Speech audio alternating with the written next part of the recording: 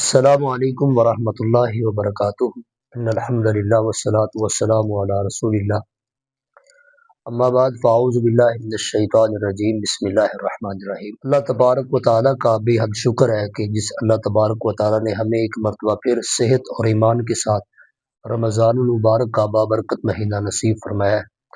اللہ تبارک و تعالیٰ ہمیں اس کے تقاضے پورے کرنے کی توفیق عطا فرمائے اور اللہ تعالیٰ ہم سے راضی ہو جائے آمین۔ ایک مبارک سلسلہ انشاءاللہ شروع کرنا چاہتے ہیں۔ ماشاءاللہ آپ تراویح بھی ادا کرتے ہیں، قرآن مجید کا مختصر خلاصہ آپ کے پیش خدمت کیا جائے گا انشاءاللہ۔ تو آج کی اس ملاقات میں پہلے پارے کا خلاصہ آپ کے پیش خدمت کریں۔ پہلا پارہ جو ہے اس کا آغاز سورہ فاتحہ سے ہوتا ہے۔ فاتحہ کے کئی نام ہیں، اس کا ایک نام فاتحۃ الکتاب بھی ہے۔ فاتحہ کا معنی ہوتا ہے کھولنا، اور یہ قرآن مجید کا پہلا باب ہے، پہلا مضمون ہے، اور مضامین کے اعتبار سے یہ ایسی صورت ہے کہ جس میں پورے قرآن مجید کا خلاصہ بیان کیا گیا ہے۔ اور اس کے کئی اور نام بھی ہیں، اس کا ایک نام الشفا بھی ہے کہ جو شخص مریض کے اوپر ہی اس کو دم کیا جائے تو اللہ تعالیٰ اس کی برکت سے اس کو شفا عطا فرماتے ہیں۔ کئی روایات آتی ہے صحابہ کرام رضوان اللہ علیہم اجمعین نے ایک بچھو کے ڈسے ہوئے آدمی کو دم کیا، ایک مجنون آدمی کو سورہ فاتحہ پڑھ کے دم کیا، اللہ تعالیٰ نے اس کو شفا یاب فرما دیا۔ اس کا نام ایک الصلاۃ بھی ہے۔ رسول اللہ صلی اللہ علیہ وسلم نے فرمایا کہ اللہ تعالیٰ نے نماز کو بندے اور اپنے درمیان تقسیم کر دیا، اس کا نام الصلاۃ بھی ہے۔ اور اس لیے رسول اللہ صلی اللہ علیہ وسلم نے فرمایا لا صلاۃ لمن لم یقرأ بفاتحۃ الکتاب، اس شخص کی کوئی نماز نہیں کہ جو نماز میں سورہ فاتحہ نہ پڑھے، چاہے وہ امام ہو، مقتدی ہو، نماز فرض ہو، نفل ہو، جنازہ ہو، کوئی بھی نماز ہو، وہ نماز نہیں جس کے اندر سورہ فاتحہ نہیں، وہ رکعت نہیں جس کے اندر سورہ فاتحہ نہیں۔ سورہ فاتحہ کا آغاز اللہ تعالیٰ کی عظمت سے ہوتا ہے، الحمدللہ رب العالمین الرحمن الرحیم مالک یوم الدین۔ یہ اللہ تعالیٰ کی عظمت ہے، اللہ تعالیٰ کی صفات ہے۔ اور اس کے بعد اصل میں یہ دعا مانگنے کا اللہ تعالیٰ نے ایک سلیقہ سمجھایا ہے، ایک طریقہ ہمیں سمجھایا ہے۔ تو وہ طریقہ کیا ہے، وہ سلیقہ کیا ہے کہ اہدنا الصراط المستقیم، اس میں دعا ہے۔ تو دعا کرنے کے آداب پہلے سکھائے ہیں کہ پہلے اللہ تبارک و تعالیٰ کی تعریف ہے، اس کے بعد استحقاق ہے، ایاک نعبد و ایاک نستعین، کہ یا اللہ صرف میرا تو ہی ہے، تیرے علاوہ میرا اور کوئی نہیں ہے، کوئی اور در نہیں، کوئی اور ڈھیری مزار نہیں جہاں پہ میں جا کے سجدہ کروں، جس سے میں مدد مانگوں، میں عبادت بھی تیری کرتا ہوں اور مدد بھی تجھی سے مانگتا ہوں۔ اس کے بعد دعا ہے اہدنا الصراط المستقیم، ہدایت کی دعا ہے۔ تو قرآن مجید جو ہے وہ کتاب ہدایت ہے، اور دنیا کی ہر چیز بغیر مانگے مل جاتی ہے، لیکن ہدایت کی ایسی دولت ہے کہ جو بغیر مانگے کسی کو نصیب نہیں ہوتی۔ اور اس کے بعد جو اگلی آیات ہے اس میں اس ہدایت کی دعا کی وضاحت ہے کہ یا اللہ سیدھا رستے پہ چلا، سیدھا رستہ ان لوگوں کا جن پر تیرا انعام ہوا، غیر المغضوب علیہم ولا الضالین، جو گمراہ ہوئے، جن پر تیرا غصہ ہوا، اللہ ان کا رستہ نہ دکھا۔ تو پہلے پارے سے معلوم ہوتا ہے کہ جن پر اللہ تعالیٰ کا غصہ ہوا، غضب ہوا، وہ یہودی ہے، اور جو گمراہ ہے وہ عیسائی ہے۔ تو اللہ تعالیٰ سے انسان دعا کرتا ہے کہ یا اللہ مجھے سیدھے رستے پہ چلا۔ رسول اللہ صلی اللہ علیہ وسلم نے فرمایا کہ جو شخص امام کے ساتھ جب امام آمین کہے تو آمین کہتا ہے غفر لہ ما تقدم من ذنبہ، اللہ تعالیٰ اس کے سارے گناہ معاف فرما دیتے ہیں۔ اس کے بعد سورہ بقرہ ہے، قرآن مجید کی سب سے بڑی سورت۔ اس میں اللہ تعالیٰ نے سب سے پہلے قرآن مجید کے بارے میں تعارف کروایا ہے، ذالک الکتاب لا ریب فیہ، اس کتاب میں کوئی شک نہیں ہے، کوئی شک و شبہ کی گنجائش نہیں ہے۔ لہٰذا قرآن مجید پڑھنے سے پہلے اپنا یہ ذہن بنا لے کہ یہ جو میں کتاب پڑھ رہا ہوں یہ 100% سچ ہے۔ متقین کا ذکر کیا ہے، اور متقین کی کچھ صفات بیان کی ہے کہ وہ غیب پر ایمان لاتے ہیں، وہ نماز قائم کرتے ہیں، وہ اللہ کے راستے میں خرچ کرتے ہیں، جو رسول اللہ پہ نازل ہوا، جو آپ سے پہلے نازل ہوا، وہ اس میں ایمان لاتے ہیں۔ اور اس کے بعد اللہ تعالیٰ نے 3 گروہوں کا ذکر فرمایا ہے۔ یہ 3 گروہ ایسے 3 گروہوں کا اللہ تعالیٰ نے ذکر فرمایا ہے۔ پہلے لوگ اہل ایمان ہیں جنہوں نے بغیر دیکھے غیب پر ایمان لے آئے، مان لیا، اور دوسرے لوگ کافر ہیں جن کے دلوں پر اللہ تبارک و تعالیٰ نے مہر لگا دی، اور تیسرا گروہ ہے منافقین کا، جو اوپر سے دعویٰ کرتے ہیں کہ ہم مانتے ہیں، ایمان لاتے ہیں، لیکن سب سے برے گھٹیا لوگ۔ رسول اللہ صلی اللہ علیہ وسلم نے منافق کی نشانیاں بیان فرمائی کہ 4 نشانے جس میں ہوں وہ پکا منافق ہے، جب بات کرے تو جھوٹ بولے، جب وعدہ کرے تو وعدہ خلافی کرے، جب اس کے پاس امانت رکھی جائے تو اس میں خیانت کرے، اور جب کسی سے لڑائی جھگڑا کرے تو اس میں گالم گلوچ پہ اتر آئے۔ یہ منافق، پکا منافق رسول اللہ صلی اللہ علیہ وسلم نے اس کی نشانیاں بیان فرمائی۔ اور اس کے بعد اللہ تبارک و تعالی نے اپنی عبادت کا حکم دیا، او بدو ربکم، لفظ رب بولا، اور لفظ رب یہ اللہ تعالیٰ نے عالم ارواح کے اندر بھی وعدہ لیا تھا، الستو بربکم، کیا میں تمہارا رب ہوں کہ نہیں؟ تو سب نے کہا تھا کہ قالوا بلا، سب نے اللہ تعالیٰ کو رب مان لیا، لیکن دنیا میں کچھ لوگوں نے دنیا والوں کو رب بنا لیا۔ تو اللہ تعالیٰ نے اپنے رب ہونے کے دلائل دیے کہ وہ ذات جس نے تمہیں پیدا کیا، وہ جس نے تمہارے پہلے لوگوں کو پیدا کیا، اور یہاں پہ ایسے دلائل اللہ تعالیٰ نے اپنی ذات کے بارے میں دیے کہ دنیا میں جو بھی شخص، کوئی بھی شخص چاہے خدائی کا دعویٰ کرنے والا ہی کیوں نہ ہو، وہ کبھی ایسا دعویٰ کر ہی نہیں سکا اور کر ہی نہیں سکتا کہ میں جو ہے، اللہ تعالیٰ نے فرمایا کہ وہ ذات جس نے زمین کو بچھونا بنایا، آسمان کو چھت بنایا، آسمان سے پانی برسایا، زمین سے پھل میوے اگائے، ایسا کوئی دنیا کا شخص دعویٰ کر ہی نہیں سکتا کہ میں زمین بنا سکتا ہوں، آسمان بنا سکتا ہوں۔ اللہ تعالیٰ نے اپنی قدرت کے، اپنے رب ہونے کے دلائل، اللہ تعالیٰ نے منصب خلافت کو بیان فرمایا، فرشتوں کو حکم دیا کہ آدم علیہ السلام کو سجدہ کرو، تو سب نے سجدہ کیا، ابلیس نے سجدہ نہ کیا، اور اللہ تعالیٰ نے فرمایا فرشتوں سے کہ میں ایک خلیفہ بنانے والا ہوں، انی جاعل فی الارض خلیفہ۔ تو یہ خلیفہ کیا ہے؟ خلیفہ اللہ تبارک و تعالیٰ کا نہیں، کیونکہ لم یلد ولم یولد، اللہ سے تو کوئی ہے ہی نہیں ہے، تو یہ خلیفہ کس کا ہے؟ یہ خلیفہ انسان کا ہے۔ آدم علیہ السلام جائیں گے، ان کے بیٹی آ جائیں گے، ان کے بیٹی آ جائیں گے، انسان کا خلیفہ انسان کو بنایا ہے، اللہ تعالیٰ نے اپنا خلیفہ نہیں بنایا۔ اور اس کے بعد اللہ تعالیٰ نے فرشتوں کے اوپر انسان کی عظمت ظاہر کی علم کے ذریعے، جس کے پاس علم ہوتا ہے اس کی عظمت ہوتی ہے، اللہ تعالیٰ نے فرشتوں کے سامنے انسان کی عظمت کو ظاہر کیا۔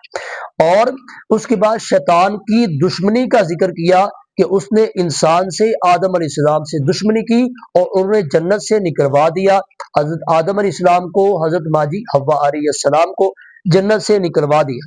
تو دنیا امتحان گاہ ہے، اللہ تعالیٰ نے فرمایا فَإِمَّا يَأْتِيَنَّكُم مِّنِّي هُدًى، تمہارے پاس میری طرف سے ہدایت آئے گی۔ کون سی ہدایت؟ اهْدِنَا الصِّرَاطَ الْمُسْتَقِيمَ، جس نے اس ہدایت کی پیروی کی تو اس کے اوپر کوئی خوف نہیں ہوگا، وہ غمزدہ نہیں ہوں گے، وہ غمزدہ نہیں ہوں گے۔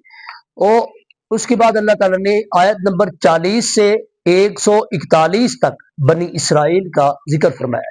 یہ بنی اسرائیل حضرت ابراہیم علیہ السلام کی اولاد میں سے، ابراہیم علیہ السلام کے بیٹے حضرت اسحاق علیہ السلام، ان کے بیٹے حضرت یعقوب علیہ السلام، اور یہ اسرائیل یعقوب علیہ السلام کا حضرت یعقوب علیہ السلام کی لڑی میں سے، نسل میں سے اللہ تعالیٰ نے کئی ہزاروں انبیاء بھیجے ہیں، 2500 سال تک، تقریباً 2500 سال تک بنی اسرائیل کے پاس نبوت رہی، کئی طرح کے انعامات بھی فرمائے، بادشاہت بھی عطا فرمائی، لیکن انہوں نے اللہ تعالیٰ سے کیے وعدوں کو پورا نہ کیا، تو اللہ تبارک و تعالیٰ نے ان سے اقتدار کو چھین کر بنی اسماعیل کو دے دیا، حضرت اسماعیل علیہ السلام کی اولاد کو، اور ان کی اولاد میں سے صرف ایک ہی نبی آئے ہیں، جناب محمد رسول اللہ صلی اللہ علیہ وسلم۔ اللہ تعالیٰ نے یہ اقتدار جو ہے، یہ نبوت جو ہے، وہاں سے اللہ تعالیٰ نے حضرت اسماعیل علیہ السلام کی اولاد میں سے اولاد کو عطا فرمائی۔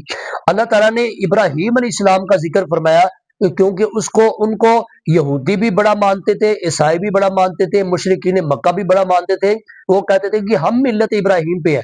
اللہ تعالیٰ نے ملت ابراہیم کا ذکر فرمایا کہ ابراہیم علیہ السلام تو حنیف تھے، یکسو ہو کے اللہ تعالیٰ کی عبادت کرنے والے تھے۔ یہودی، عیسائی، مشرکین اور منافق یہ 10 طرح کا غلیظ ترین شرک کرتے تھے، فرمایا کہ تم کیسے ملت ابراہیم پہ ہو سکتی ہو؟ ابراہیم علیہ السلام تو خالص توحید پہ چلنے والے تھے اور شرک سے بیزار تھے۔ ملت ابراہیم پہ نہ یہودی ہے، نہ عیسائی ہے، نہ کوئی اور ہے، ملت ابراہیم پہ ہے حضرت محمد صلی اللہ علیہ وسلم اور آپ کے صحابہ رضوان اللہ علیہم اجمعین ہے۔ اس کے بعد اللہ تعالیٰ نے پہلے پارے میں گائے کے ذبح کرنے کا واقعہ بیان فرمایا، قتل ہو گیا تو جب حضرت موسیٰ علیہ السلام نے فرمایا کہ اللہ تعالیٰ نے حکم دیا کہ گائے کو ذبح کرو، تو انہوں نے نبی کی بات کو مذاق سمجھا۔ تو جو بھی قوم نبی کی بات کو مذاق سمجھے اللہ تعالیٰ اس کو ذلیل و رسوا کر دیتے ہیں۔ تو وہ سوالات کرتے گئے، گائے کیسی ہو، اس کا رنگ کیسا ہو، وہ کیسی ہو، تو بے جا سوال کرنے سے بھی بچنا چاہیے۔ جیسے بے جا سوال کرتے گئے ویسے مشکل میں پھنستے گئے، پھر بڑی مشکل سے ایک گائے ملی جو منہ مانگی قیمت بھی ان کو ملی، یا گائے کے برابر سونا تول کر جو ہے وہ گائے ملی، پھر اس کو ذبح کیا گیا اور اس کا ایک حصہ جو ہے وہ مردے کو لگایا گیا، مردے نے زندہ ہو کر بتایا کہ میرا قاتل کون۔ اسرائیل کا ذکر فرمایا کہ یہ ہٹ دھرم قوم، اور وہ کہتے تھے کہ ہم اللہ کے پیارے ہیں، اللہ کے چہتے ہیں، تو فرمایا کہ تم پیارے ہو تو موت کی تمنا کرو، فتمنا بالموت، جو اللہ کا پیارا ہو اس کو تو کوئی ڈر ہی نہیں ہوتا اللہ تعالیٰ کی ملاقات کا۔ تو سب سے زیادہ موت سے ڈرنے والے جو ہیں وہ یہودی ہیں۔ رسول اللہ صلی اللہ علیہ وسلم اور آپ کے صحابہ تو موت کی تمنا کرتے تھے، تو اللہ تعالیٰ نے ان سے کہا اگر تم سچے ہو تو موت کی تمنا کرو، فتمنا بالموت ان کنتم صادقین۔ وہ کہتے تھے کہ جبریل ہمارا دشمن ہے، کہ وہ نبوت لے کر ہماری لڑی میں سے آنا تھا، وہ محمد صلی اللہ علیہ وسلم کے پاس چلا گیا، لہذا وہ ہمارا دشمن ہے۔ تو اللہ تعالیٰ فرمایا کہ جبریل علیہ السلام اپنی مرضی سے کہیں نہیں جاتے، وہ اللہ تعالیٰ کے حکم سے ہی وہی لے کر جاتے ہیں۔ اور اللہ تبارک و تعالیٰ نے حضرت ابراہیم علیہ السلام کا ذکر فرمایا کہ ان کو اللہ نے امتحانات میں مبتلا فرمایا اور انہوں نے امتحانات میں سچا ہو کر دکھایا، اور پھر اللہ تعالیٰ نے ان کو درجہ عطا فرمایا۔ تو جو بھی اللہ تعالیٰ کی آزمائش پر، امتحان پر ثابت قدم رہے، اللہ تعالیٰ اس کو بھی درجہ عطا فرماتے ہیں۔ اور پھر اللہ تبارک و تعالیٰ نے حضرت ابراہیم علیہ السلام کے اور اسماعیل علیہ السلام کے کعبۃ اللہ کو تعمیر کرنے کا ذکر فرمایا کہ انہوں نے تعمیر کر کے کئی دعائیں کی، اور ایک دعا یہ بھی کی ربنا وبعث فیہم رسولا منہم یتلو علیہم آیاتک ویعلمہم الکتاب والحکمہ ویزکیہم انک انت العزیز الحکیم۔ یا اللہ ایک نبی بھیج دے۔ تو اللہ تعالیٰ نے ان کی دعا کی بدولت رسول اللہ صلی اللہ علیہ وسلم کو دنیا میں مبعوث فرمایا۔ اور پھر اللہ تبارک و تعالیٰ نے حضرت یعقوب علیہ السلام کا ذکر فرمایا کہ بنی اسرائیل تم کہتے ہو کہ ہم ملت ابراہیم پہ ہیں، ملت ابراہیم پہ تو حضرت یعقوب علیہ السلام تھے، کہ جب وہ فوت ہونے لگے تو انہوں نے اپنے بیٹوں سے کہا تھا کہ ما تعبدون من بعدی، میرے بعد کس کی عبادت کرو گے؟ تو انہوں نے کہا تھا کہ ہم آپ کے رب کی، حضرت ابراہیم علیہ السلام کے رب کی، حضرت اسحاق علیہ السلام کے رب کی عبادت کریں گے۔ الہ واحدہ، وہ ایک ہی رب ہے جس کی ہم پیروی، جس کی ہم عبادت کریں گے۔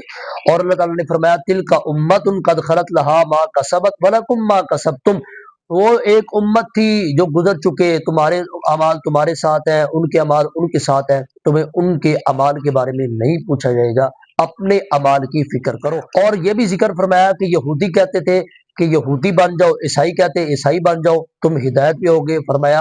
فرمایا نہیں، جو محمد صلی اللہ علیہ وسلم کے دین پہ چلے گا، جو صحابہ کے نقش قدم پہ چلے گا، وہی ہدایت یافتہ ہوگا۔ اور صحابہ کرام رضوان اللہ علیہ مجمعین کو اللہ تعالیٰ نے معیار ہدایت بنایا۔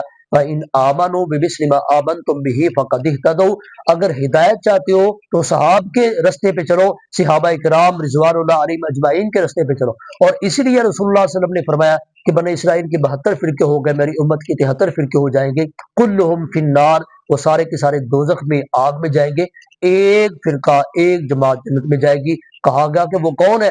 فرمایا ما انا علیہ و اصحابی، جس پہ میں ہوں اور جس پہ میرے صحابہ ہیں۔